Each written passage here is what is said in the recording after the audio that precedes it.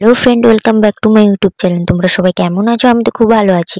তো দেখো বন্ধুরা, আজ আমি সকাল থেকে উঠে পড়ে চলে এসেছি রান্নাঘরে। তো প্রথমেই নিয়ে নিলাম আলু।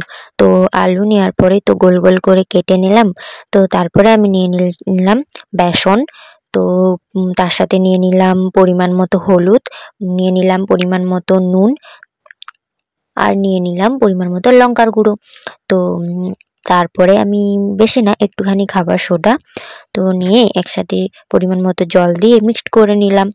তো দেখতে থাকো তো কি বানাবো। তো যদি অবশ্যই ভালো লাগে তো লাইক, কমেন্ট, শেয়ার এবং সাবস্ক্রাইব করে দিও। তো ফ্রেন্ড, আমি তো অন্যদের মতো অত ভালো করে ব্লগ ভিডিও বানাতে পারি না। তো তোমাদের যদি আমার ভিডিও ভালো লাগে তাহলে আমি তোমাদের জন্য অবশ্যই ব্লগ ভিডিও বানাবো প্রতিদিন। তো বন্ধুরা, তো আমি আগে থেকেই কড়াইয়ে তেল গরম করতে দিয়ে দিয়েছিলাম। তো তারপর দেখো বন্ধুরা, আমি একটা একটা করে তো কড়াইয়ে দিয়ে তো ভেজে নিলাম এপিঠ ওপিঠ করে।